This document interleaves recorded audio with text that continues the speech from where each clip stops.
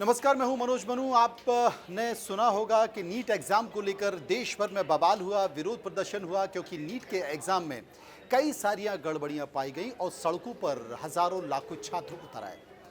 कुल मिलाकर शिक्षा मंत्रालय को इस पर सफाई देनी पड़ी। हालांकि एनटीए लंबे समय तक ये कहता रहा कि इसमें कोई गड़बड़ी नहीं है, कोई गड़बड़ी नहीं है, पेपर आउट नहीं हुआ है। बाद में कई जगह से इस तरह की सूचनाएं मिली कि हाँ, पेपर बहुत पहले आउट हो गया था। कुछ ने ये कहा कि सोशल मीडिया पर इस तरह का पेपर वायरल हुआ है।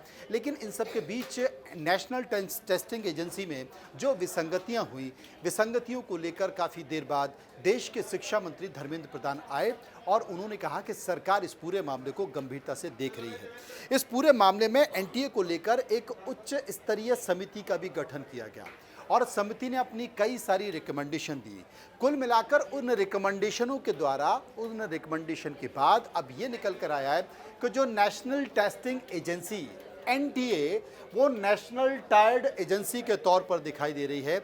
यानी कि सरकार ने भी अब कान पकड़ लिए हैं। सरकार ने कहा कि कुछ गिनी चुनी उच्च शिक्षा के प्रवेश की परीक्षाओं के अलावा अब एनटीए और कोई एग्ज़ाम नहीं कराएगा।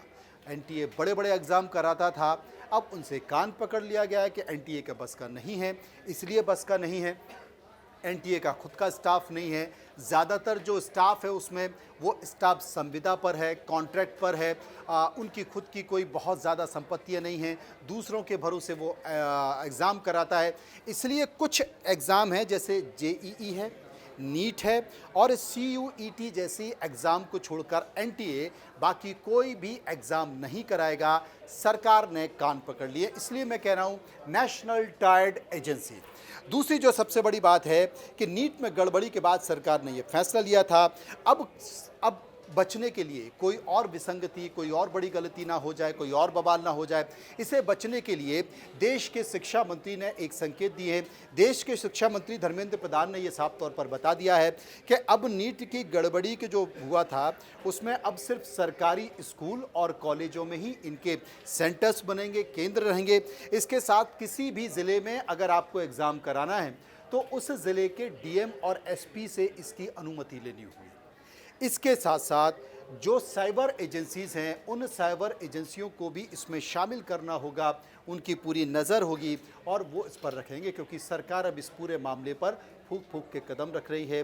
वो एनटीए जो देश के बड़े बड़े एग्ज़ाम कराती थी, वो एनटीए जिसमें भारी विसंगतियां हुई, वो एनटीए जो कि हरियाणा में, बिहार में, तमाम राज्य में आपने देखा, लेकिन पूरे मामले को पटाक्षेप कर दिया गया है, फिलहाल दबा दिया गया है। बहुत ज़्यादा ऑपरेशन करने की ज़रूरत नहीं है, जितना बचा जाए उतना ही काफ़ी है।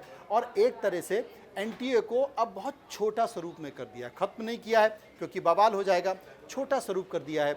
और वो एनटीए जो देश के बड़े बड़े एग्ज़ाम कराता था, भर्तियों के एग्ज़ाम कराता था, वो एनटीए अब मुट्ठी भर चंद जो उच्च शिक्षा यानी कि हायर एजुकेशन से जुड़े हुए जो टेस्ट हैं, सिर्फ वो कराएगा, वो अपने कराएगा। इसलिए मैंने कहा नेशनल टायर्ड एजेंसी।